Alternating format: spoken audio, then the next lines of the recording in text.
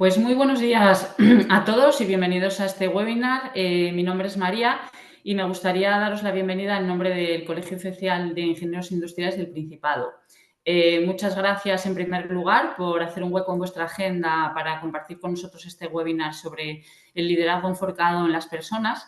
Y me gustaría agradecer a nuestro ponente de hoy, Francisco González Delgado, su participación, que lo podéis ver ahí en pantalla.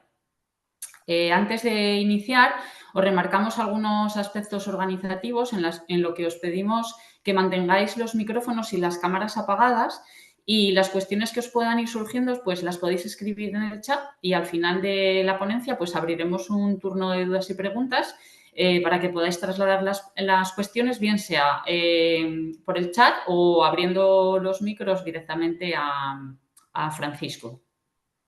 Como os decía, hoy nos acompaña Francisco, que es ingeniero industrial y MBA por el Instituto de Empresas, y es el socio director de GEDES Consultores.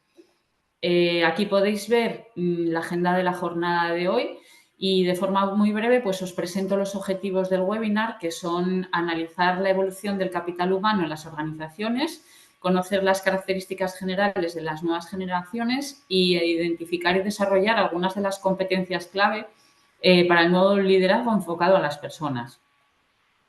Por ir finalizando ya esta pequeña introducción, os dejamos aquí nuestros datos de contacto, nuestra web, correo electrónico y teléfono para cualquier duda o consulta que tengáis. Y sin extenderme más, pues yo ya me despido y cedo el turno a Francisco para que comience con el webinar. Muchas gracias a todos. Adelante, Francisco. Muchas gracias, María. Y muchas gracias al colegio por invitarme a estar aquí. Colegio que es mío, ¿eh? Que yo soy ingeniero industrial y también estoy colegiado, por lo tanto me encuentro como en casa, ¿no? Y muchas gracias a todos, por supuesto, a todos los que estáis detrás de la pantalla, a todos los que están asistentes, ¿de acuerdo? Bueno, pues nada, vamos a ver, tengo una hora, o pueden ser 55 minutos mejor para hablar al final, de dejar un turno de preguntas, ¿verdad? Y bueno, la elección del título, liderazgo enfocado en las personas, como veréis, ya adelanto un poco María ahí los contenidos de los temas, de las cosas que yo os quería contar ahora en estos 55 minutos. Todo está vinculado, lógicamente, pues eso, con las personas, ¿no? Sin embargo, el título, estos días lo estaba pensando, ¿no? El título me parece un poco redundante. Hacemos un abuso, yo creo que hacemos un abuso de esta idea, ¿no? De las personas, el liderazgo enfocado a las personas. Es que, si lo piensas bien, y yo lo llevo pensando durante 25 años, y digo, joder, es que liderar es dirigir personas, no se lideran máquinas, no se lideran procedimientos, ¿no? Es que parece un poco redundante, ¿no? Pero tiene cierto sentido que aparezca la palabra personas al lado de liderazgo, ¿no? Porque, insisto, a pesar de lo evidente, mi experiencia, y es lo que os voy a contar en esta hora, eh, fundamentalmente va a ser cosas que a mí me pasaron, cosas que analicé, cosas que me hicieron ver otras personas, ¿no? Mi experiencia es que a veces se nos olvida un poco eso, ¿no? Que las empresas somos personas, ¿no? Y todas las personas pues tienen sentimientos y las personas tienen emociones, ¿no? Y entonces al final pues, liderar, dirigir personas es conocer a esas personas, es conocer sus sentimientos, es gestionar esas emociones, ¿sí? Bueno, pues efectivamente, lo que vamos a ver, como decía antes María, vamos a hablar un poco, los tres primeros epígrafes, yo creo que es una introducción, ¿no? Lo que es aclarar un poco el concepto este de capital humano, las distintas generaciones en el mundo laboral, algo sobre lo que se está hablando mucho en los últimos 4 o 5 años, y, pues, luego os explicaré por qué, y cerrar esa pequeña introducción pues, con alguna reflexión pues de alguien que pensó mucho más que yo y más que muchos de nosotros sobre la sociabilidad del ser humano, la naturaleza del ser humano, ¿no? Somos sociables y por lo tanto tenemos que gestionar las relaciones entre las personas, ¿no? Entonces el líder tiene que saber gestionar esa relación, ¿no? Y entonces el líder tiene que conocer pues las emociones de las personas a las que tiene a su cargo, ¿no? Entonces hablaremos de inteligencia emocional, hablaremos de comunicación, hablaremos de confianza y seguridad, hablaremos de tensión emocional, empatía y conexión, ¿no? Luego, como os decía, pues muy brevemente abrimos un turno de preguntas, ¿no? Empezamos, si queréis, viendo un poco eso, el tema de las personas, ¿no? Bueno, mirad, esa transparencia que tenéis ahí, yo pienso que es la que menos me costó hacer. Es decir, entrar en Google y poner capital humano, personas, empresas, y pinchar en el enlace donde pone noticias, y es un carrusel de noticias relacionadas con el tema, ¿no? Dice, lo más importante en las empresas son las personas, el equipo y el talento que hemos incorporado. Un buen plan de transformación digital empieza con lo más importante, las personas. La inteligencia emocional ha venido para quedarse, pero lo importante son las personas. El capital humano es el activo más importante de una empresa. Bueno, como os decía antes, tiene cierto sentido, ¿no? Tiene cierto sentido hacer hincapié en el tema este, ¿no? Eh, yo hace ya 30 años, lo decía María ahí, cuando hablaba de mi perfil, después de acabar industriales, hice un MBA en Instituto de Empresa y allí, bueno, aparte ya agroindustriales, oye, pues ya hablabas nos llevaban a ver empresas y yo creo que cuando acabé la carrera me preguntaban qué era una empresa y lo sabía, joder, había visitado varias, ¿no? Bueno, incluso mi padre era empresario, pero había visitado varias empresas, ¿no? Pero el concepto que yo tenía de la empresa era más bien material, era un concepto de una nave, la maquinaria, los camiones, la cinta transportadora, la empaquetadora, la empresa, ¿eh? Y cuando entré o hice el máster, ¿no? Ya nos dieron otro barniz, ¿no? Y cuando a empezar a trabajar en mi primera experiencia profesional, en la primera empresa en la que trabajé, pues ese barniz se extendió, ¿no? Me di cuenta joder, de que lo más importante, efectivamente, al final la máquina la puede tener cualquiera, la nave la tiene cualquiera, ¿no? La empaquetadora la podría tener cualquiera, ¿no? Pero no cualquiera puede tener a esa persona determinada en la organización, no cualquiera sabe hacer las cosas de la misma manera, ¿no? Entonces, yo durante aquellos primeros años estuve, además, era el responsable de otras cosas, del servicio de atención al cliente, del grupo de empresas, y luego durante unos años también impartí bastante formación en ese ámbito de atención al cliente, ¿no? Entonces, utilizaba este símil, ¿no? Para decirles que la manera de diferenciar una empresa de otra es a través de los equipos humanos, ¿no? Y les decía esto, ¿no? Mirad, si no hay dos personas iguales, porque no las hay, imaginaros dos empresas iguales, es que no es posible, ¿no? ¿Cuántas combinaciones hay ahí entre esa foto que estáis viendo aquí a la izquierda?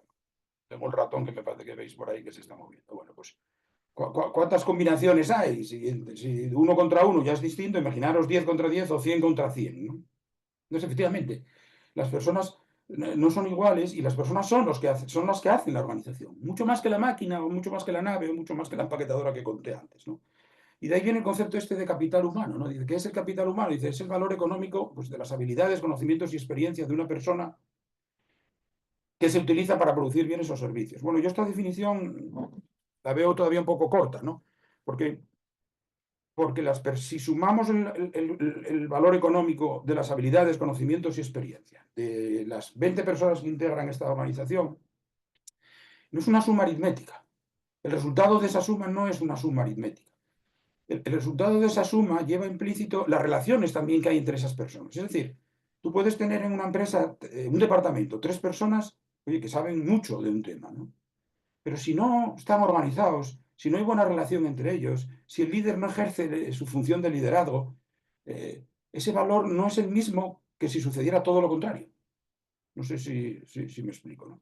Es decir, al final yo creo que, y bueno, algunos estudiosos que a esas relaciones le dan un nombre también, ¿no? Una especie de segundo capital, ¿no? Y bueno, a mí me da igual que separarlo en dos tipos de capital o incorporarlo todo al capital humano, ¿no? Pero yo creo que el capital humano no solo es el valor económico de las habilidades, conocimientos, experiencias, sino también de la forma de trabajar de esas personas, de cómo se relacionan, cómo se relacionan entre ellos, ¿de acuerdo? Bueno, pues esto creo que es un poco la base de lo que voy a hablar a continuación. Al final, el líder no gestiona máquinas, no gestiona procedimientos, gestiona personas, sus emociones, su estado de ánimo, sus conocimientos, su confianza, su desarrollo profesional y, por supuesto, la relación con el equipo, las habilidades sociales de esas personas. Muy bien, pues las personas son distintas entre sí, pero además hay una circunstancia interesante y es que por décadas van sus necesidades y sus características principales van cambiando, ¿no? Es lo que da lugar a lo que llamamos las generaciones, ¿no? Entonces, en los últimos, como os decía antes, en los últimos 5 o 6 años, los departamentos de recursos humanos me demandan esto, ¿no, Francisco? Si vas a hablar de motivación o vas a hablar de liderazgo, haz mención, por favor, a esto, ¿no? Porque empieza a ser un problema para muchos líderes, ¿no? Para muchos mandos. A mí al principio me sorprendía un poco, ¿no? Pero luego analizándolo en profundidad tiene bastante sentido, ¿no? Dices, joder, pues es verdad, hay personas que tienen 40, 50, 60 años que están acostumbradas a dirigir a equipos probablemente de personas más jóvenes con una forma de ser y de actuar pues distinta a las nuevas generaciones que hoy tienen 20, 25, 30 años, ¿no? Y entonces los que tenemos ya una cierta edad, pues cuando no está el micrófono encendido, hablamos entre nosotros y el comentario suele ser generalizado, ¿no? Es que estas nuevas generaciones, es que es increíble, chico, es que qué distintas son, es que qué difícil es, qué difícil es. Bueno, Sócrates, 500 años antes de Cristo, dejó escrito algo así como que la juventud está perdida, ya no respetan a sus padres, ¿qué va a ser de nosotros? ¿No? O sea, pasó el tiempo y aquí seguimos. Quiere decir que cuando una generación nueva viene con nuevos hábitos o nuevos necesidades, nuevos ideales, es lo que pasó a la mía con respecto a la anterior y es lo que pasó a la que vino detrás de mí con respecto a la mía. Entonces, bueno, en cualquier caso, ahí pongo ahí un gráfico que va vamos, que nos dice un poco cómo fueron evolucionando las distintas generaciones a lo largo del siglo XX. Creo que merece la pena dedicarle un minuto, ¿no? En el extremo izquierdo de ese gráfico, veis donde pone 1930, ves ahí la generación silenciosa, ¿no? Bien, desde 1930 a 1950. Esta es la generación de mis padres. Mi padre nació en el 33 y mi madre en el 36. Vivieron o se criaron en una posguerra, pero no solo en España, en Europa se criaron en una posguerra mundial, ¿vale? Y algunos en los años 30 eran muy jóvenes cuando acabó cuando acabó la Primera Guerra Mundial. En definitiva, bueno, jóvenes no, eran muy jóvenes en los años 30, cuando ya hacía 11 años que había acabado la Primera Guerra Mundial. Pero una generación poco exigente, muy trabajadora. En España solemos decir que son los que levantaron, pues reconstruyeron un país que se destruyó, ¿no? Digamos que entre el 50 y el 70, entre el 49 y el 60, vino la generación del baby boom, ¿no? A la cual yo pertenezco, ¿no? Se llama así precisamente por el boom demográfico. Es decir, España entró en una época, y Occidente en general, en una época ya de estabilidad económica y bonanza económica. En los años 50, 60, 70 fueron años de un desarrollo económico espectacular, tanto en Estados Unidos como en Europa. Y bueno, eso favoreció el aumento de las familias, ¿no? Al contrario de lo que pasa ahora, que luego hablaremos, ¿no? Entonces, bueno, pues yo recuerdo de cuando tenía 14, 15 años, en clase éramos 40 y tantos. Zuazua siempre era el último. Éramos 40 y tantos. Y no solo había un grupo 2. Yo recuerdo, pues en mi época de BUP había 6 grupos, A, B, hasta la F, ¿no? Una barbaridad, ¿no? Éramos 200 y pico por cada curso, ¿no? Hoy tampoco pasa esto. Detrás de la generación del baby boom vino la generación de la EGB o la generación X, ¿no? De los años 70 a los años 80, 10 años, ¿no? También muy numerosa, ¿bien? Y con otras características. Ya habían nacido, en lo que respecta a España, pues con otros niveles también de libertad, económicos, etc., ¿no? Y luego entran las nuevas generaciones, que sobre todo estas dos últimas, ¿no? O estas dos que voy a comentar a continuación, ¿no? La generación Y, también llamada de los millennials, llamada así porque se incorporaron al mundo del trabajo precisamente con la llegada del nuevo milenio, ¿no? Entonces ya es una generación mucho más escasa, ya para empezar, porque el problema demográfico de España lo arrastramos ya desde hace unos cuantos años, bueno, con otros recursos, con otras ambiciones. Y ahora el problema entre comillas, lo tenemos ahora con la generación Z, o también llamado los centennials, entre el año 94 y más o menos la primera década del siglo XXI, ¿no? ¿Por qué el problema? Digo el problema porque se están incorporando ahora. Son personas de 20, 25, 30 años que se están incorporando ahora al mercado laboral, ¿no? Entonces, esta generación tiene unas características muy singulares que luego veremos. Nacieron en el mundo de Internet. Esto los caracteriza fundamentalmente. Son 100% digitales, a diferencia de los anteriores. En mi caso, analógicos, y en el caso de la generación millennial, pues semidigitales. Y bueno, ya se habla de una generación alfa que será la que se incorporará dentro de 15, 10 años al mercado laboral, pues también con otras características, ¿no? Entonces nos interesa, yo creo que hablar un poco de esa generación Z, ¿no? Y os pongo aquí algunas características. Bueno, pues como digo, hay nacidos a partir del 94, 95, autodidactas, multipantallas, prefieren privacidad, 100% digitales, como os acaba de decir, ¿no? Casi siempre conectados a Internet, ¿vale? Con unas aspiraciones profesionales donde, bueno, prefieren horarios flexibles, priorizan la realización personal, algunos aspectos que a lo mejor para los que, no sé si hay aquí alguno que pertenezca a esta generación, que yo creo que sí, bueno, pues lo verán con absoluta naturalidad, ¿no? Pero yo que pertenezco a otra generación y vi pasar detrás de mí ya pues alguna otra más, noto la diferencia, ¿no? Noto la diferencia. Hay otro aspecto además muy interesante de esta generación, bueno, aparte de que estos valores que pongo aquí, ¿no? Que buscan emprender, igualdad de derechos, comprometerse con el planeta. En el aspecto laboral, hay una cosa que a mí me interesa mucho destacar, ¿no? Son bastante exigentes con los derechos laborales, es decir, con el respeto de los horarios, con el exceso de jornada, cosa que me encanta, por otra parte, ¿no? Porque a mí me hubiera gustado ser así hace 30 años, ¿no? En mi época, pues si el jefe nos citaba el sábado por la mañana a una reunión, pues era algo natural. Era algo natural, ¿no? Si se salía a las 7 y la reunión empezaba a las 8 porque venía de un viaje y quería vernos, pues era natural, no sé, las jornadas eran de otra manera, ¿no? Luego a lo mejor habría otras compensaciones o no las habría. Pero bueno, hoy esta generación pues tiene esas características, ¿no? Entonces, el líder tiene que ser consciente de esto, ¿no? Tiene que ser consciente de esto, ¿no? Que se va a encontrar con gente, nativos digitales, comprometidos, autónomos, exigentes, impacientes, ¿no?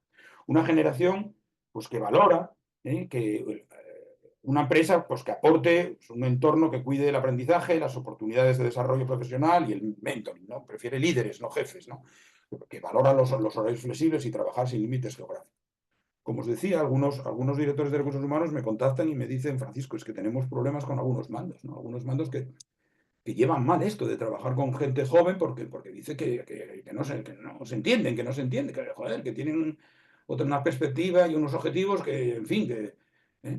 Y también me dicen otras cosas, sobre todo cuando estos jóvenes encima pertenecen a otras nacionalidades, a otras generaciones, a otras culturas que veremos ahora en la transparencia siguiente. En definitiva, una vez que el líder interioriza que su materia prima son las personas, es interesante que sepa que hoy, en el 2024, los jóvenes que se están incorporando al mundo laboral tienen unas características que probablemente él no tenía, que tienen muchas ventajas, esas características. Esto es interesante también, que tienen muchas ventajas, pero bueno, que también tienen alguna desventaja, ¿de acuerdo? Aquí no las pongo, ¿no? Pero una de las cosas que también se reconoce ampliamente es que son generaciones, pues muy enfocadas al lenguaje escrito y les cuesta a veces exponer verbalmente en foros, ¿vale? O que les cuesta mucho concentrarse. Están textos de más de X líneas que agotan, o sea, están muy acostumbrados a miles de inputs cortos y sucesivos, ¿verdad? Entonces, bueno, pues eso para algunas cosas es bueno y para otras cosas es regular. Bueno, esto en cuanto a los cambios generacionales, ¿no? ¿Y qué va a pasar en el futuro? Esas personas que el líder va a tener que liderar, ¿cómo serán? ¿Qué va a pasar? No soy adivino, ¿no? Pero bueno, podemos mirar un poco cómo fue el pasado, cómo estamos ahora y qué va a pasar después, o por lo menos intentar predecir un poco, ¿no? Mirad, esto es la pirámide poblacional de España en el año 70, ¿de acuerdo? El nombre de pirámide es evidente, es decir, tiene forma de triángulo, ¿no? Por lo tanto, bueno, de pirámide, ¿de acuerdo? Y ahí están los rangos etarios, los rangos de edad, ¿no? Bueno, esto es muy interesante. Aquí puedes ver huecos que corresponden a la guerra civil donde falta gente que debería estar ahí y no están, porque pues en el año 70 hacía, como decía antes, pues, unos 30 años que se había acabado la guerra civil y se ve ahí, ¿no? Que había nacido muy poca gente, de 30 a 29, nació poca gente ahí por culpa de que estaba la gente, había una guerra en este país, ¿no? Entonces, bueno, las pirámides dicen muchas cosas, ¿no? Pero bueno, esta es la forma estándar, ¿no? Es decir, cuanto más ancianos, la gente se va muriendo, hay cada vez menos bueno, hay muchos más jóvenes, ¿no? Bueno, esto era así hasta hace poco. Esta es la pirámide poblacional prevista para el año 2030, ¿no? Como veis, ya no es pirámide, se parece más a un árbol o algo así, ¿no? Entonces, de esta pirámide le faltan como dos triangulitos, uno en azul de los hombres y el rojo de las mujeres, ¿no? Le falta como gente, gente que no nace, y efectivamente. Y esto es un problema, pues ya veis que grave desde hace años, no de ahora, ¿no? Ahora cada vez peor, cada vez más grave si queréis, pero esto debería de ser bajar como el anterior, ¿no? Forma de triángulo, ya veis que cada vez mengua más, ¿no? Entonces, el problema demográfico de España es muy grave, y el de Asturias en concreto, que estamos ahora aquí en Asturias, pues peor todavía, peor todavía. Y es muy grave, sobre todo para estos de aquí arriba, porque, bueno, es casi una broma, ¿no? Aquí me incluyo yo, para estos de aquí arriba, porque a ver quién paga nuestras pensiones si no hay gente que lo jefe. Bueno, pero es grave por más motivos. Bueno, respecto a esto de las pensiones, a ver quién las paga, pues hombre, algunas veces, algunos expertos dicen que, bueno, tranquilos, que a lo mejor no se van a necesitar tanta gente porque la tecnología va a ser más eficiente. Es decir, para producir lo mismo o más que ahora, a lo mejor necesitamos bastantes menos personas, con lo cual, bueno, pues compensa un poco la falta de personas, compensa con la no necesidad de esas personas, ¿no? Sin embargo, se siguen necesitando personas hasta que esa tecnología en general se desarrolle, ¿no? Y entonces, bueno, pues eso ese es el problema, ¿no? Hoy en día, la semana pasada se publicaba una noticia en algún diario de estos económicos, decía que, bueno, que los empresarios ya o sea, lo consideran como un cuello de botella, ¿eh? Yo estoy ahora con un proceso de coaching a un mando directivo con una empresa de Pamplona y el mando estamos intentando a ver que recupere el control de la situación porque tiene un problema con los clientes de que les dice que el trabajo se lo entregarán dentro de un mes o dos y no pueden. ¿Por qué? Porque no tienen gente para hacerlo. Esta empresa tiene una fábrica y un departamento de montaje y la fábrica sí puede producir. Sí, al mes sí produce el producto, ¿no? Que se le vendió al cliente. Pero luego hay que montarlo, ese producto. Y esa fase de montaje que no encuentran montadores. Dice, no encuentro, tengo cuatro, y necesito otros cuatro. Necesito otros cuatro para poner al día la lista de espera, ¿no? Y no hay, Francisco, no hay. Bueno, pues es un serio problema este, ¿de acuerdo? Pero ¿cómo va? Esto estamos hablando de España, ¿no? Bueno, y estamos hablando de huecos, ¿no? Bueno, pues en otras zonas del mundo esto no es así. La pirámide poblacional de África en el 2013 se prevé que sea de esa forma, una auténtica pirámide, donde veis que aquí hay gente joven que nace mucho más que gente mayor, ¿no? Entonces, esto es solamente una orientación, ¿no? Pero no sería descartable que esta ausencia de triangulito que tenemos aquí en España o que tendremos para el año 2030, pues parcialmente se cubra con este excedente que tienen algunos países o otros continentes, pues África, pero hay otras zonas del mundo donde la pirámide también es similar, ¿de acuerdo? ¿Esto qué genera a nivel de liderazgo? ¿Qué implicación tiene? Pues que no solo estamos liderando generaciones diferentes, sino que lideraremos personas diversas, de diferentes culturas, ¿de acuerdo? Y ahí hay que saber gestionar la integración de esas personas, ser mucho más empático de lo que probablemente éramos hasta ahora, ¿eh? Respetar cosas que hasta ahora pues ni nos planteamos, ¿eh? Entonces esto es un esfuerzo extra para el líder, ¿de acuerdo? Muy bien, y acabo, si os parece, esta parte introductoria, como os decía, el tema de las personas, de la importancia y tal, bueno, pues como os decía antes, una persona que había pensado bastante más que yo y que muchos de nosotros seguramente era este hombre, ¿no? Pues Aristóteles lo que habla ahí en ese texto, lo que dice es que el ser humano tiene una característica que es el don de la palabra, ¿no? El don de la palabra, ¿no? Para manifestar lo conveniente y lo perjudicial, así como lo justo y lo injusto. Entonces, solo nos distingue, la palabra nos distingue de los animales, ¿no? Por eso dice poseer el solo el sentido del bien y del mal, de lo justo y de lo injusto y de los demás valores, y la participación comunitaria de esas cosas constituye la casa y la ciudad. Es decir, somos seres sociales, ¿no? Con todas las características que vimos antes y vamos a ver después. Somos seres sociales. Incluso hay estudios muy interesantes que analizan el impacto de la soledad, digamos, o del aislamiento social, ¿no? Un impacto bastante negativo, ¿no? Se demostró que el ser humano desprovisto del medio social, pues padece sufrimiento y ve deteriorada su vida psíquica, ¿no? Y de los humanos somos seres sociales porque somos sensibles a los sutiles cambios emocionales. Y aquí está la palabra clave con la que voy a empezar el resto de la exposición, ¿no? Es decir, somos seres que tenemos emociones, ¿no? Y, entonces, y detectamos esas emociones. Habla ahí de que hasta un ligero cambio en la tensión de la ceja, hasta una curvatura diferente de los labios, nos pueden indicar valiosa información. Hablaremos de esto a continuación, ¿no? Por lo tanto, partiendo de esto, de que las empresas son personas, que las personas cambian, que el futuro será más diferente y que no solo está la cuestión de que somos personas, sino las relaciones, que somos sociales y que tenemos emociones, bueno, pues a partir de ahí podemos empezar a hablar de qué es lo que necesita un líder para liderar bien, ¿no? Entonces vamos a ver algunas cosas, no todas, ¿no? Pero mira, a finales del siglo XX, o sea, en la década de los 90, ya había empezado antes, en la década de los 80, ¿no? Algunas encuestas que se hacían en el seno de muchas empresas detectaron algo que ahora nos parece muy normal, ¿no? Pero en aquella época sorprendió mucho, ¿no? Y era que las empresas decían, mira, despedimos a más mandos, a más líderes, no por la falta de competencias o de habilidades técnicas, no, sino por la falta de habilidades interpersonales, ¿eh? Tienen muchas más habilidades técnicas, no hay ningún problema, pero es que gestionan mal las personas, ¿no? Entonces, esto generó una desazón en el ámbito de la psicología empresarial, ¿no? En el ámbito de la gestión de empresas, porque hasta entonces, hasta estos años 80, 90, había un factor clave que era el cociente intelectual, ¿no?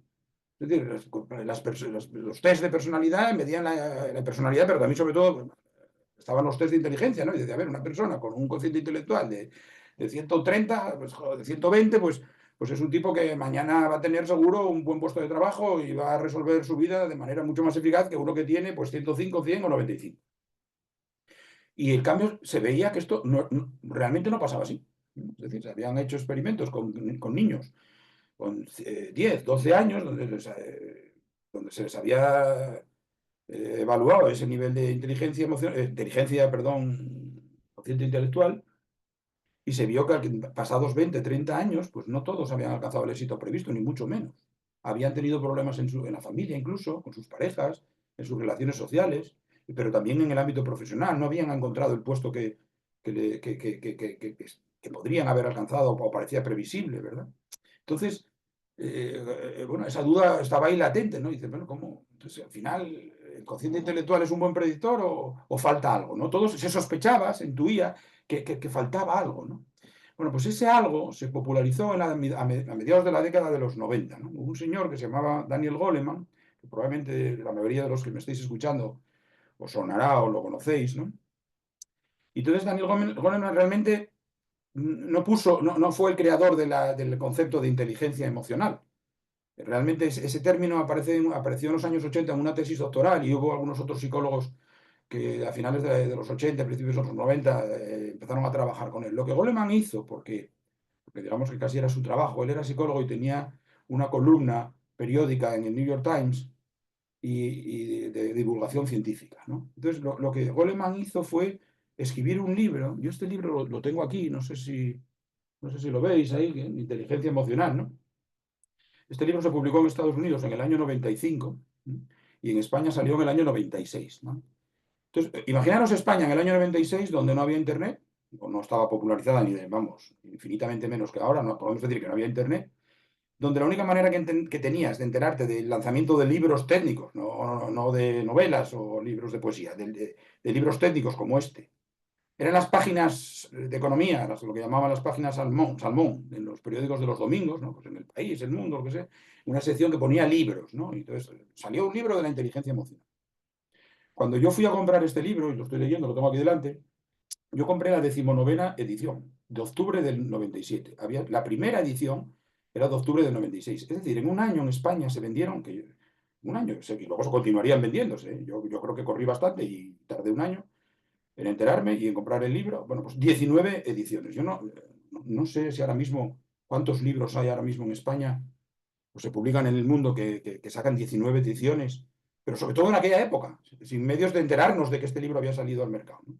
Bueno, Goleman luego sacó otro libro más, no sé si lo veis ahí, sacó otro libro más a los 2 o 3 años, porque era un poco la práctica de la inteligencia emocional en el trabajo. Yo creo que dejó la columna y se forró, ¿no? Estuvo en España, no sé si a principios de este año o finales del año pasado, sigue dando charlas, ahora escribe sobre focus, la concentración en el trabajo, etcétera, etcétera, y otras materias, ¿no? Pero Goleman nos hizo un gran favor, porque puso fin al desasosiego, ¿no? Por fin había algo que explicaba por qué esa gente con un cociente intelectual muy alto, pues a veces no alcanzaba el éxito. Puso sobre el tapete la importancia de otro tipo de inteligencia, la inteligencia emocional, que él definía, como veis ahí, la capacidad de reconocer nuestros propios sentimientos y los ajenos. Nuestros propios sentimientos, autoconocimiento, ¿eh? Los ajenos, empatía, la capacidad de motivarnos, motivación, la de manejar bien nuestras propias emociones, nosotros mismos, autorregulación, ¿eh? Y manejar bien las relaciones con los demás, habilidades sociales, ¿de acuerdo? Bueno, y entonces, ¿cuál era la principal diferencia? Pues que el cociente intelectual es algo más estático, casi no te diría congénito, pero se nace con ello y se mejora algo, pero la inteligencia emocional sí se podía mejorar, entrenar mucho mejor, ¿no?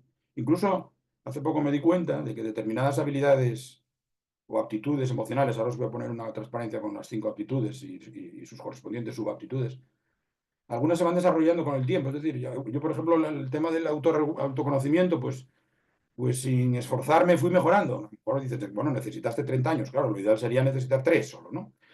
la autorregulación, pues pierdo los papeles ahora mucho menos que hace 30 años también, ¿de acuerdo? Entonces, yo creo que con el tiempo pues, se van mejorando las habilidades emocionales, ¿no? O sea que no, evidentemente, ¿no? Pero bueno, en general.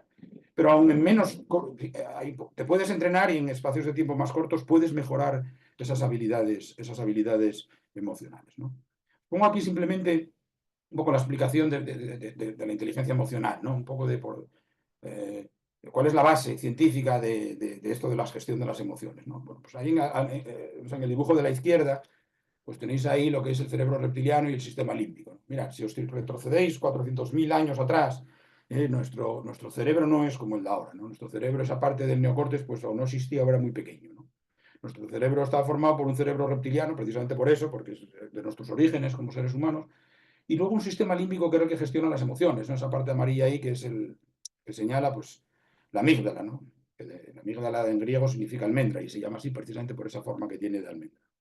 Entonces, este sistema límbico, la amígdala y el hipocampo que está debajo, es lo que gestiona las emociones, es la que nos pone nerviosos, la que nos hace llorar o la que nos hace reír, ¿no?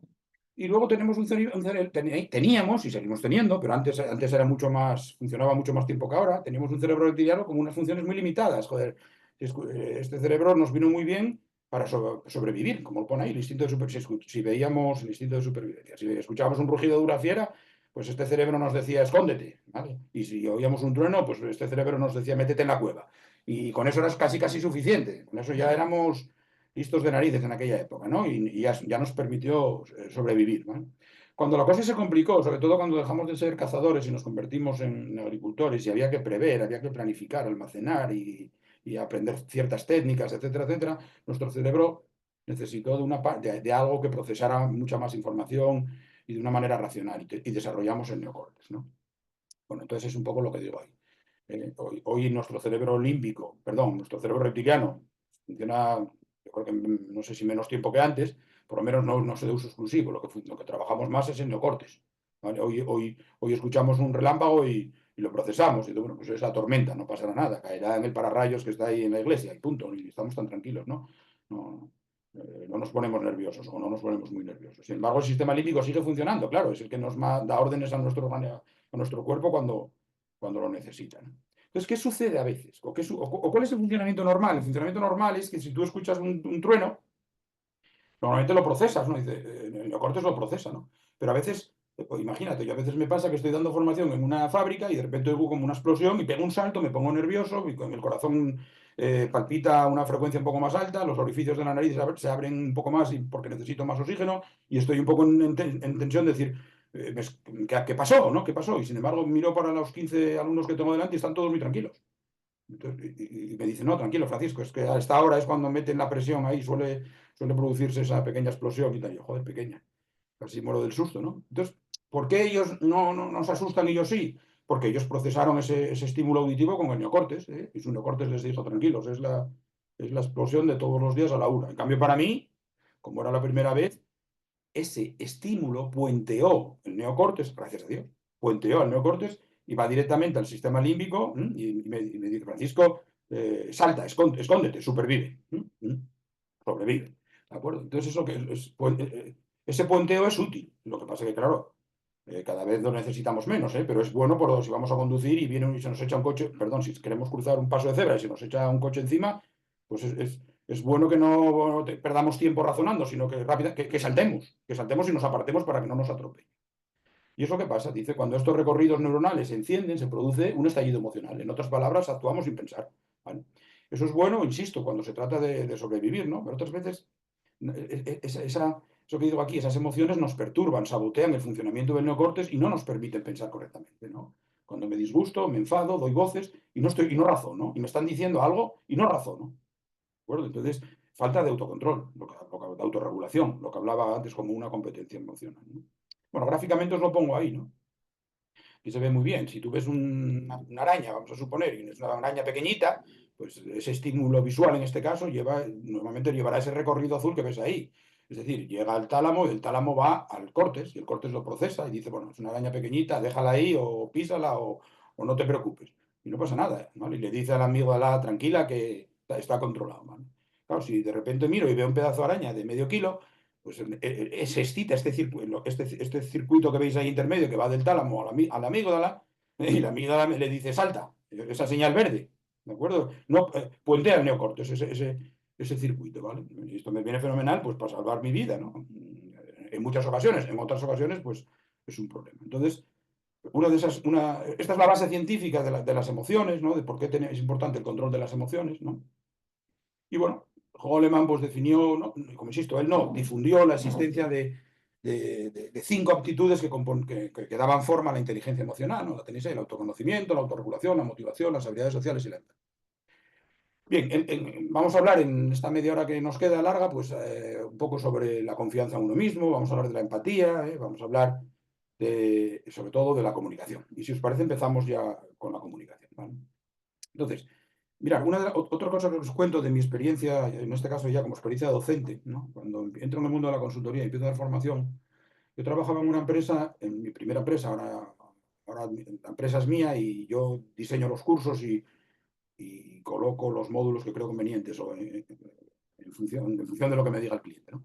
De las necesidades del cliente. Pero en aquella época, en aquella empresa en la que yo trabajé, los cursos estaban hechos. Y en todos los cursos de ventas, de habilidades directivas, de atención al cliente, joder, el primer módulo siempre era comunicación. A mí me parecía una pérdida de tiempo absoluta. Ni en la ingeniería ni en el MBA me habían dicho que esto era vital, ¿no? Bueno, hoy, 30 años después, si tuviera que escoger de todos los módulos, de todos los cursos que di, uno sería este. Y el otro, de tipo técnico, otra habilidad, no lo sé, pero uno sería la comunicación. Porque llegué a la conclusión, y creo que supongo que muchos de vosotros también, de que la comunicación es la base de todo lo demás. Es decir, los problemas que una persona puede tener en su entorno familiar, en su entorno social, con los amigos, pero también, y muy especialmente, en el entorno empresarial, suelen ser problemas de comunicación, ¿no?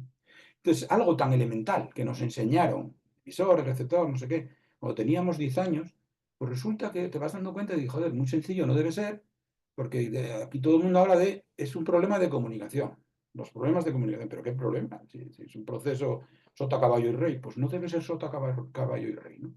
Y efectivamente no lo es. Entonces ahí pongo, cuando en los cursos, cuando hablo de comunicación, pues suelo poner esta transparencia y esta otra, ¿no?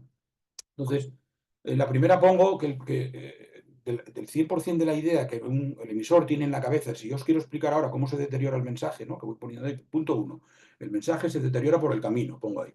Bueno, pues a ver cómo os comunico, cómo os explico esto. Eso es el 100% de la idea, la tengo en la cabeza, ¿no? Me gustaría que esa idea quedara tal cual en vosotros, en vuestra cabeza, ¿no? Que fuera el 100% de lo que yo tengo ahora acabara siendo un 100% en vuestra cabeza, ¿no?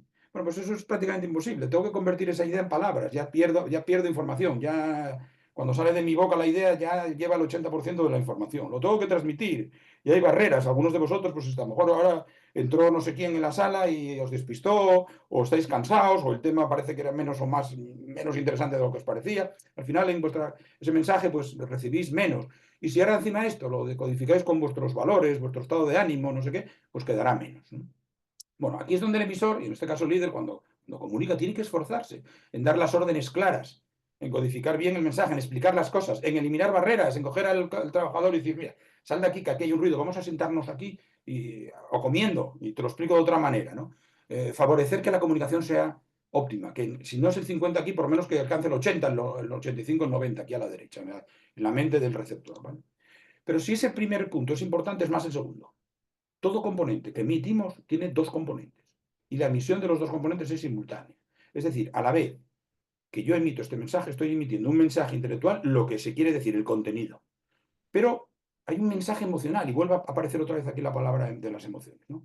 Hay un mensaje emocional, el cómo lo cuento, ¿eh? Los silencios, el tono, los gestos, si me estáis viendo, la mirada, la posición del cuerpo, si te miro a los ojos o miro al suelo cuando estoy hablando, ¿vale? Y esto último distorsiona lo primero, distorsiona el mensaje intelectual. Yo te puedo estar diciendo una cosa, un mando puede hablar con un trabajador, pero si cuando le está diciendo una cosa se lo dice mirando al suelo en vez de mirándolo a los ojos, el mensaje que recibe el trabajador es otro.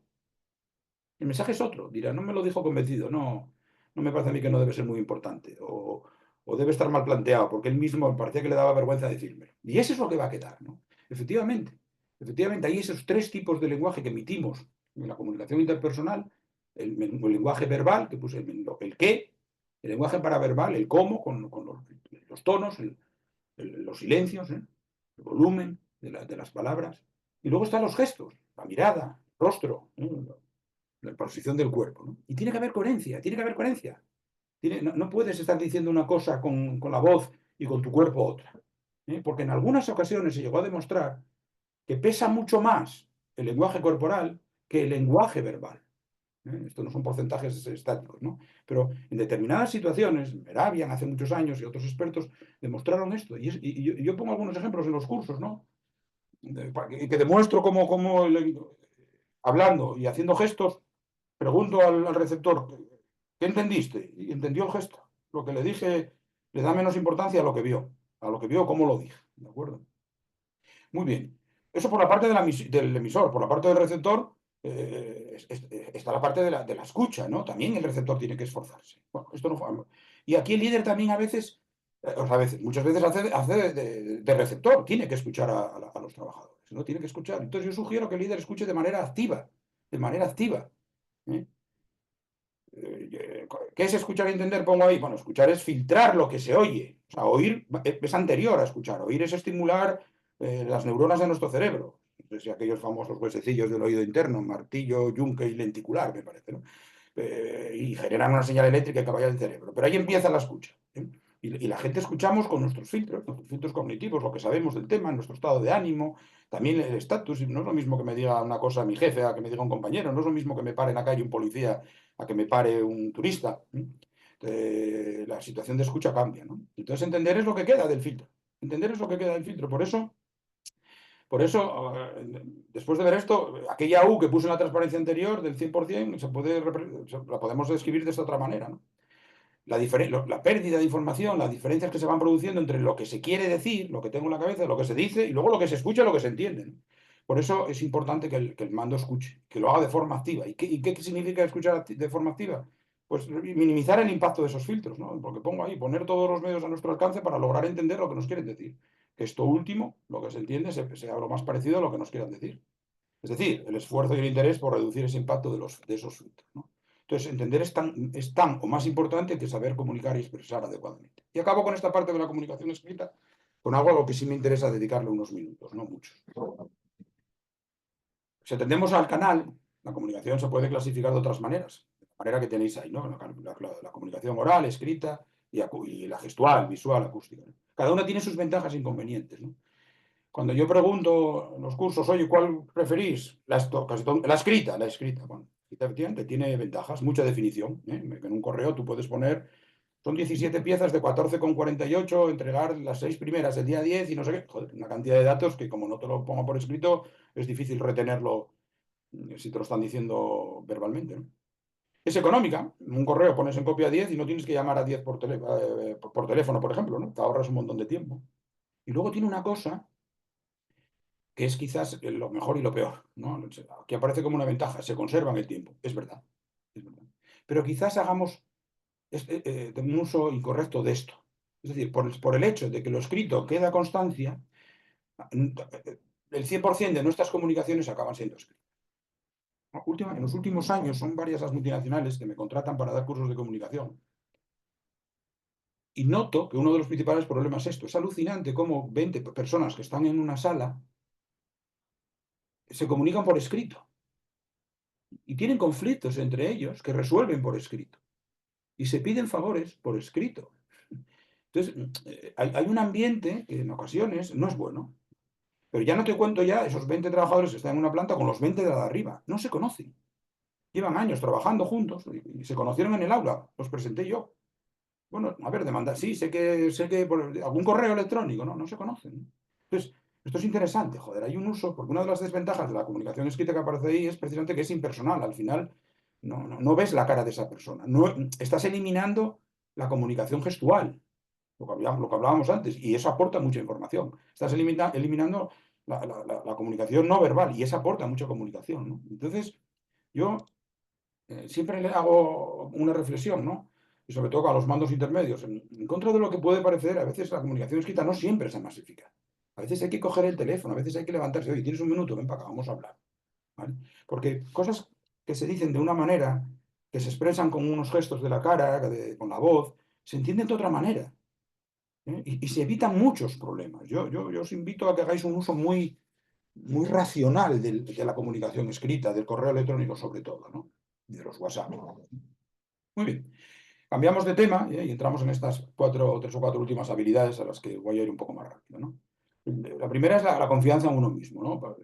¿Por qué? ¿Por qué no tenemos esa confianza que deberíamos de tener? Bueno, hay muchas razones que explican esto, ¿no? Normalmente vivimos una sociedad pues, muy competitiva, donde se espera mucho de nosotros, algunos padres ya lo hacen con sus hijos. Entonces, bueno, en fin, hay personas que se autoexigen quizás mucho, ¿no? O más de lo que pueden, ¿no?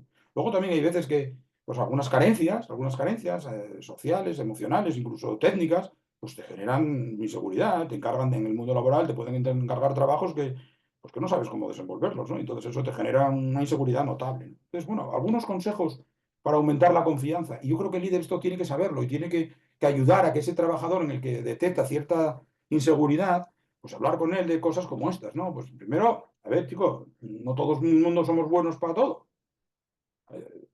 Tienes algunas virtudes y otras no. Entonces, bueno, aprovecha las que tienes y mejora las que no tienes, pero acéptate como eres, ¿no? Sé positivo, joder. Sí, no sé, todo el mundo se equivoca, todo el mundo se equivoca. Este segundo yo lo enlazo con el tercer punto, ¿no? Yo hoy por la mañana, mi primer correo que recibí fue de una persona que me dice que por favor, que lo sucesivo, que los correos que ponga con mucha gente, que lo ponga por motivos obvios, porque era un tema delicado, los ponga a las personas del grupo en copia oculta. Cuando me doy cuenta, sí, pero si los puse en copia oculta, joder, pues me había equivocado. Había puesto CC en vez de CC. Es decir, sí, el correo me lo envié a mí con copia a otros 10, pero con copia no oculta. Bueno, pues me fastidió en el alma, porque es un tema para mí muy delicado, el tema de la discreción esta, ¿no? Y me molestó muchísimo. Bueno, esto antes me provocaba 3 días de desasosiego. Ahora me provoca 2, 3 horas, ¿eh? Yo creo que ahora ya me pasó. Iba a decir, no sé si ya me está pasando o ya me pasó. Entonces, bueno, pues efectivamente, chico, eres muy bueno, o crees que eres muy bueno, que haces muchas cosas bien, pero también te equivocas, pues sí. Lo que tienes que hacer es aprender de los errores, ¿eh? La próxima vez, en vez de revisarlo 2 veces, lo revisas 3, ¿vale? Eso es lo que tengo que hacer, ¿vale? Sí, y si haces las cosas regular, gana competencia, gana seguridad, aumentando tus competencias. El otro día les hablaba a un equipo de coordinadores, les enseñaba una documentación que tienen que a su vez enseñar una formación a sus trabajadores, ¿no? Yo, si queréis que os salga bien la presentación, sí, dije, pues prepararla. Yo los exámenes que mejor notas saqué, los que más estudié. Las exposiciones que mejor me salieron, las que más preparé. No hay más cera que la que arde. Entonces, si quieres tener más seguridad en lo que haces, desarrolla esas competencias, ¿no? Tengo un norte. Es interesante tener un norte. Ten valores claros, ¿no? Tal vez te equivoques y tengas que cambiar de norte, ¿eh? Pero cuando tienes el norte muy claro, las decisiones no te cuestan nada tomarlas. Priorizas mucho mejor, ¿eh? Primero esto y luego esto. ¿Por qué? Porque es así, porque lo tengo claro, ¿eh? Y a lo mejor luego te dice Francisco, pues igual tienes que cambiar. Oye, pues sí, pues mira, a lo mejor tengo que cambiar el norte, pero si una persona no tiene esos valores claros, dudará. ¿Tendría que hacer esto o tendría que hacer esto otro? ¿Podré decirlo? No lo podré decir. Joder, ten un norte, ten una guía de actuación genérica que te valga para todo.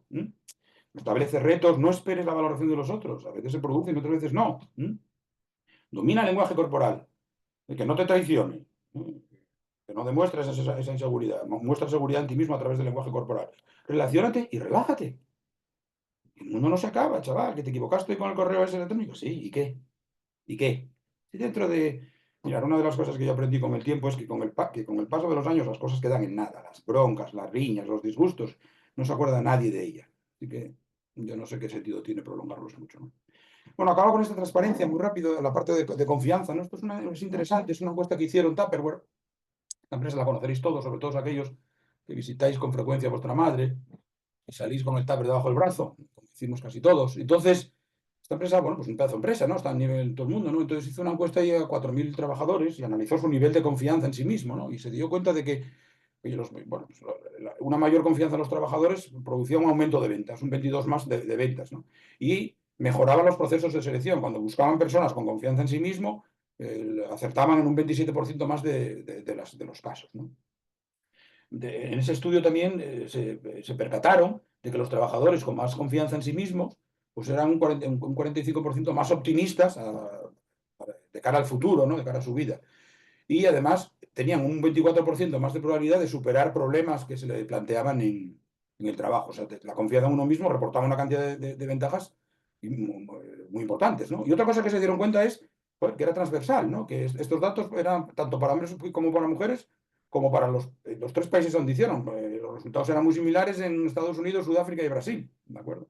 Y por último, y eso sí que es lo que me interesa destacar, es que esa confianza no es, no, pone ahí fixed trait, no es un rasgo fijo, ¿no?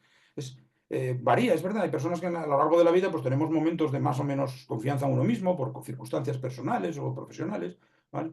Y entonces, trabajar en un entorno que te facilite, que te deje equivocarte, que te dé, que quiera, que te deje desarrollarte, joder, pues eso, dice, la confianza en uno mismo aumenta un 30% si las organizaciones lo permiten, crean esos espacios para desarrollar. Y entonces aquí el líder es donde vuelve a aparecer con un papel importantísimo. ¿Eh?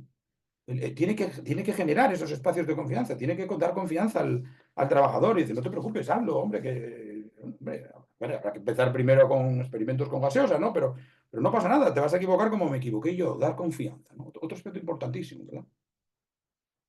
Otra variable de la inteligencia emocional, otra componente emocional que el líder debe dominar, pues es la gestión de la tensión emocional, ¿no? Y el trabajo bajo presión de los trabajadores, ¿no? La mayoría de los problemas estos, bueno, lógicamente, del trabajo bajo presión es por un exceso de tareas, ¿no? Lo veis ahí en esa foto, la cantidad de papeles que tiene esta chica, ¿verdad? Entonces, sin embargo, las tareas no son todas, no aportan todas lo mismo, no son todas igual de importantes, ¿no? Yo mañana, y esto lo hablo cuando hablo en el módulo de gestión del tiempo, en los cursos de gestión del tiempo, trabajamos esto bastante. Yo mañana tendré 7, 8, 9 tareas apuntadas en mi agenda. Tengo que llamar a este, joder, tengo que hacer la factura a esta, tengo que preparar el curso de por la tarde, una serie de tareas, ¿no? Y esas tareas me dan lugar a cada una a unos resultados. Unos me aportan mucho, porque si hago la factura la cobro, porque si preparo bien el curso lo hago bien y me van a encargar más. O sea, hay tareas que me aportan mucho y hay otras que no. Unas pocas que me aportan mucho y hay otras que pues, en su conjunto aportan bien poco. Pues yo qué sé, joder, reservar mesa para la comida de no sé qué, llevar el expediente este a la notaría, no sé. A ver, hay que hacerlo y punto, ¿no? Pero eso no me aporta gran cosa, ¿no? Entonces, si tenemos esto claro y sabemos priorizar, nos centraremos en ese 20%, esas pocas tareas, una, dos, tres, que mañana tengo que hacer sí o sí, ¿vale? Y que me aportan mucho, ¿no? Las personas que priorizan mal, y ahí el líder tiene que también ser un mentor, tiene que enseñar a tu trabajador, a ese trabajador que lo ve en esta situación, a decir, a ver, mañana, ¿qué tienes que hacer? ¿Por dónde vas a empezar? Pues no, señor, empieza por esta y por esta. Haz primero estas dos, que son las gordas, son las que te van a aportar mucho. Esto otro, bueno, esto ya, si lo haces bien y si no, ya lo harás.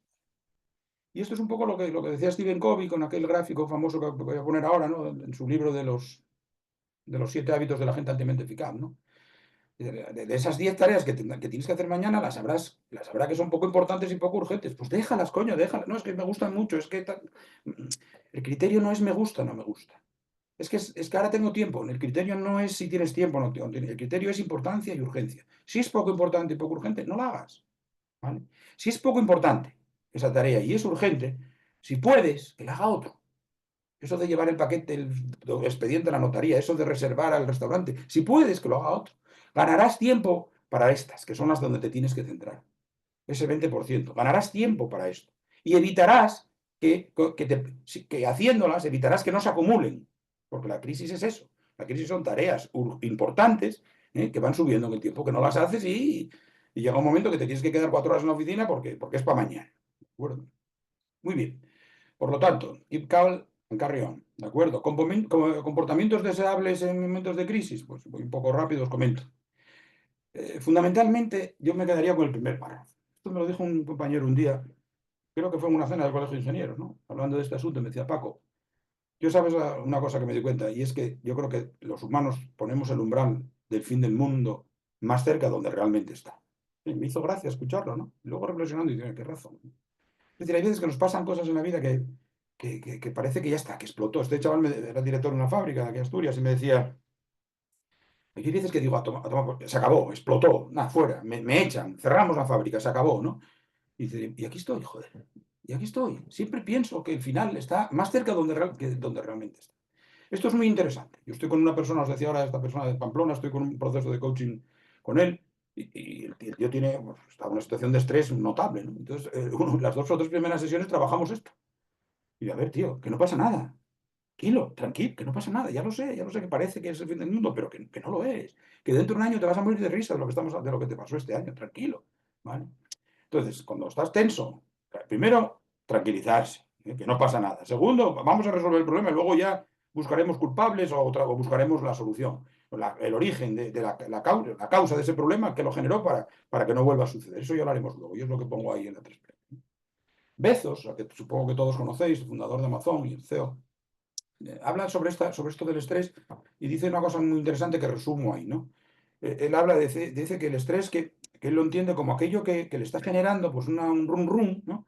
Y que al final se da cuenta que es que le genera ese malestar porque no lo aborda, porque lo tiene ahí latente, ¿no? Y dice ahí, dice, joder, yo es que en el momento, me parece que lo pone aquí, ¿no? En el momento en el tercer párrafo, creo que en cuanto lo identifico y hago la primera llamada o envío el primer correo, ya, aunque no se resuelva, el mero hecho de abordarlo ya reduce drásticamente el estrés, ¿no? Y habla. Y esto es interesante, es decir, yo cuando tengo a lo mejor una charla como esta, un curso, pues oye, el día antes estás, coño, que cuento, que no cuento, que no se me olvide contar esto y no sé qué más, ¿no? Y ese día previo, pues a lo mejor estoy dándole vueltas al tema, ¿no? Entonces lo mejor que hago es coger las transparencias, que las tengo impresas, las leo, releo en 10 minutos y ya quedo tranquilo para el resto del día, ¿no? Tiene que ver con esto que decía Jeff Bezos, ¿no? De no deberíamos estresarnos por cosas que están fuera de nuestro alcance. De hecho, esa es la idea, ¿eh? Y lo dice él, el estrés no es estar cansado, no es trabajar mucho. El estrés es la pérdida del control. El estrés viene de ignorar cosas que no deberíamos ignorar.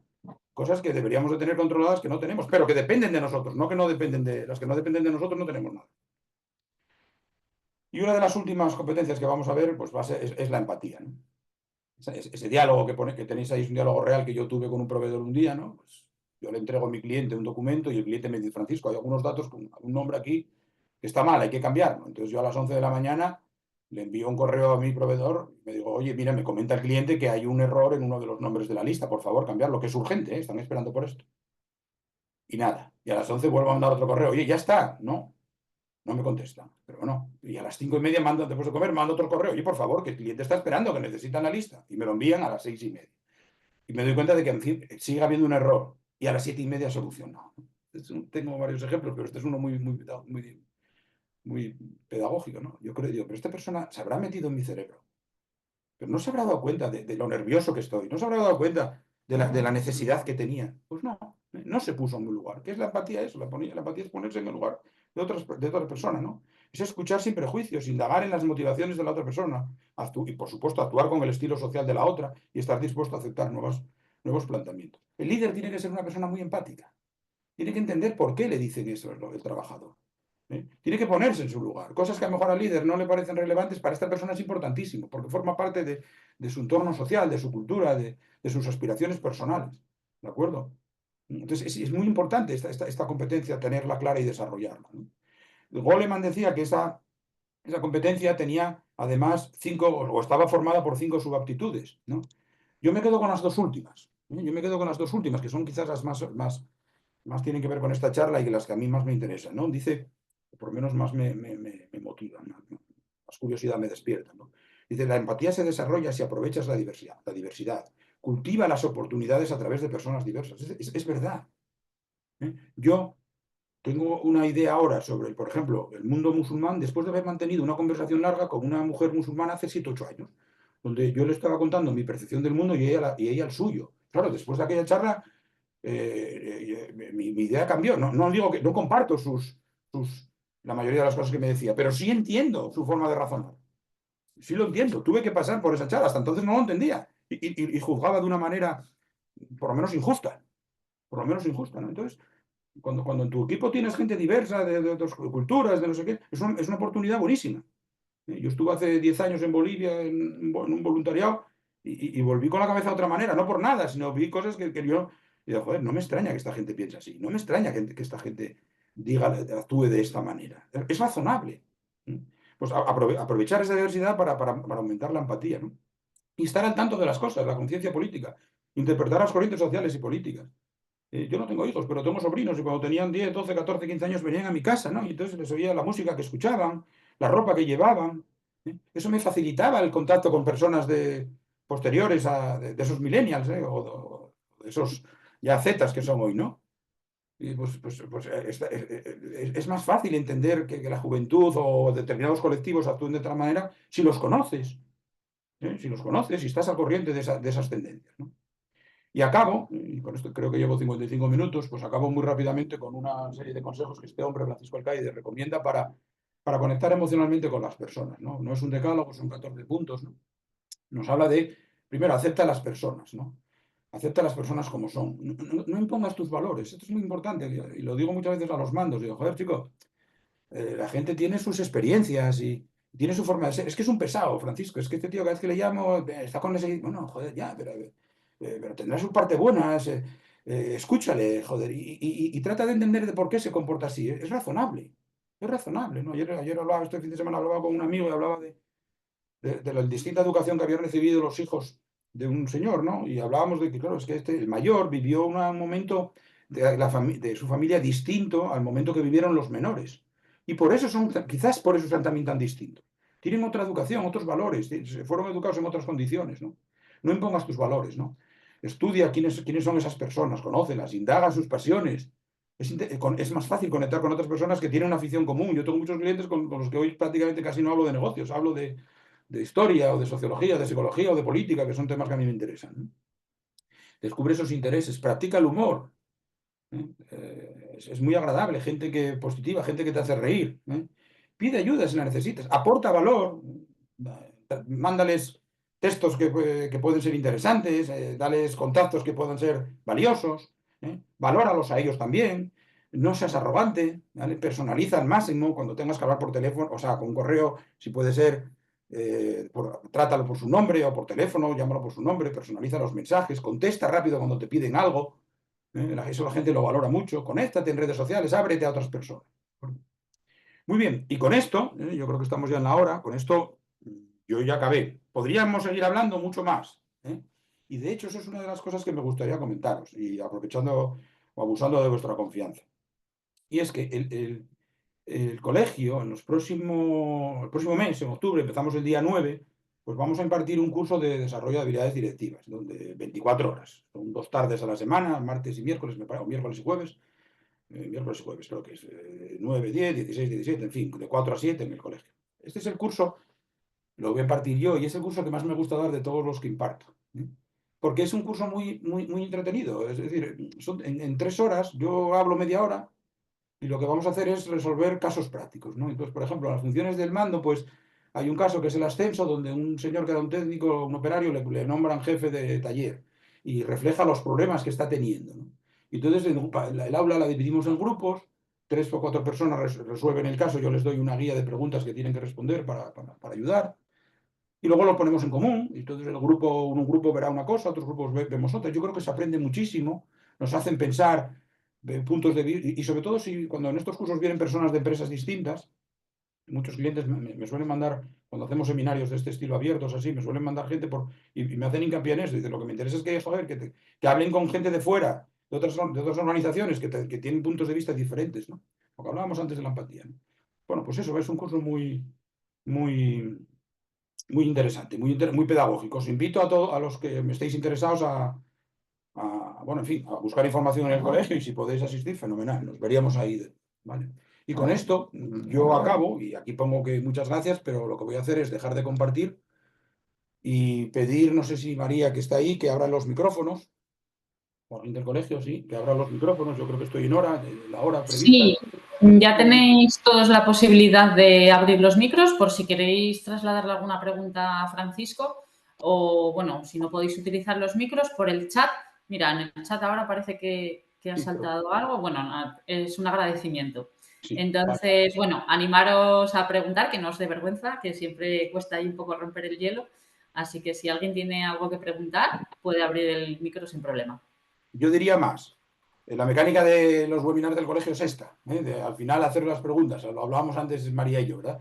Pero a mí me encanta que me interrumpan. Hoy no pudo ser por las circunstancias que comento. Así que, por favor, no os quedéis con... me encantaría que me hicierais alguna pregunta, no sé, para mí sería un buen síntoma, ¿no? De que tenéis interés o tuvisteis interés, o al menos que lo que conté os resultó interesante. Así que, por favor, si tenéis cualquier cosa que queráis comentar, yo os invito a que lo hagáis, ¿vale?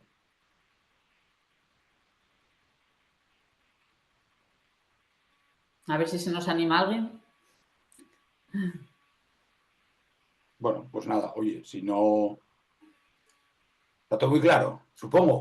Lo explicaste muy bien, Paco, quedó todo clarísimo, ya ves. Bueno, fui un poco rápido porque había muchos temas a lo mejor, pero bueno, la idea era dar una pincelada así de cuál es el rol del líder, ¿no? Vincularlo muy directamente a la gestión emocional, ¿no? A esas competencias emocionales donde debe ser un verdadero maestro para tener éxito. Esa era la idea. Bueno, pues Carmen, alguien nos dice aquí que muy interesante, lo agradezco, Carmen. Y a los demás, si no tenéis ninguna pregunta, María, yo por mi parte, pues creo que acabé. Vale. Pues nada, Yo tenía una pregunta. mira, bien, bien. Don Bueno, Juan. muchas gracias en primer lugar, Paco, me pareció muy interesante. Yo tenía la duda sobre el curso que decías de habilidades directivas. Entiendo por lo que has comentado que será en modalidad presencial Sí. únicamente, ¿no? Vamos a ver, se valoró, María, lo hemos valorado el tema de la no presencialidad. Podría hacerse, pero conozco tu caso, antes te saludé y tenía muchas ganas de hacerlo por otra parte y sé que estás fuera. Pero es un curso que no sé, tendríamos que a lo mejor igual darle una vuelta más, María, pero yo en su momento lo dije, ¿no? Como la mecánica es hacer grupos de trabajo, bueno, lo ideal sería presencial por eso, porque tres se van para un lado, tres para otro. A ver, se podría hacer online, bueno, se podrían crear aulas virtuales, pero no habría ese contacto vuestro con el resto de personas que están trabajando allí, las interacciones se dificultan. En principio está planteado como presencial, Juan. Yo bien que lo siento, joder. Pero bueno, no sé. A lo mejor así se planteó. A lo mejor más adelante hacemos una edición online. Bueno, pues yo cuando lo COVID, este curso lo impartí online. Y hoy la herramienta permite crear salas virtuales. Y yo pululaba, entraba en una sala, en otra. Pero no es lo mismo, no es lo mismo, ¿no? Entonces, por eso propuse que fuera presencial. Alfonso nos comenta también por el chat que estaría interesado si fuese la posibilidad online. Entonces, bueno, podemos valorarlo porque ¿Podemos sí que es valorarlo? verdad que hay otra chica que nos contactó que estaba fuera de España y que, bueno, que estaba interesada. Entonces, bueno, pues lo miramos en estos días y si te parece, pues valoramos la posibilidad. Podemos hacerlo 100% online. Yo no tengo ningún problema. O mixto, ¿cuál es a ver, hay que pensarlo un poco, porque Claro. mixto a mí me requiere, bueno, en fin, estar en los grupos, porque ya te digo, es práctico, 100% práctico. Yo hablo media hora, que online no habrá problema. Veis las transparencias como las visteis ahora. Pero luego yo me levanto a la sala de al lado. ¿Y cómo vais con el caso? ¿Y cómo contestasteis a la segunda pregunta? ¿Tuvisteis en cuenta lo que dice el tercer párrafo? Joder, pues no. Ahí os lo dejo. Y voy a la sala de al lado. Bueno, podría ir a la sala online. Bueno, podría ir a la sala online. Luego, oye, ¿cómo vais? Tal, ¿no? Vuestra interacción luego, pues habría que daros paso. Oye, ¿queréis comentar vuestro caso? ¿Cómo lo resolvisteis? Bueno, a lo mejor podríamos hacerlo mixto o 100%. Lo pensamos, si os parece, María, y Vale, tomamos una sí, decisión y le lo comunicamos. damos una vuelta en estos días y con lo que sea, Claro. pues a todos los que os apuntasteis a esta charla, pues ya cuando lo tengamos definitivo os pasamos toda la información en el formato en el que pueda quedar. Muy bien. ¿Vale? ¿Alguna pregunta más por ahí? Hay varios. Julio se acaba de... También me interesa el curso si son online. Joder, pues... Claro, por eso. A ver, el curso para vosotros, joder. Pues nada, nos estáis ayudando mucho a tomar la decisión, me parece, ¿me María? Sí, sí. A ver, la primera idea era la presencialidad, pero bueno, si al final a la gente le encaja más el tema online, pues le damos una vuelta. Claro. ¿Vale? Muy bien. No sé si hay alguna cosa más y si no, pues lo que he dicho, María. Pues Comunica. nada, muchísimas gracias a todos por la participación y en cuanto tengamos alguna novedad ya de cómo queda definitivamente el formato del curso, pues os informamos. Y para cualquier duda o consulta, como os decía en la presentación, pues nos podéis contactar aquí al colegio y ya os damos soluciones. Vale, Muchísimas gracias, Paco. gracias a vosotros. Creo que habéis grabado la sesión, creo Sí, Queda ahí accesible, supongo, ¿no? Está grabado y lo dejaremos accesible, bueno, os enviaremos el enlace a los que estáis conectados y lo colgaremos en el canal de YouTube, ¿vale? Pues nada, gracias a todos. Muchas gracias. Buena tarde. Un saludo. Venga, gracias, hasta luego.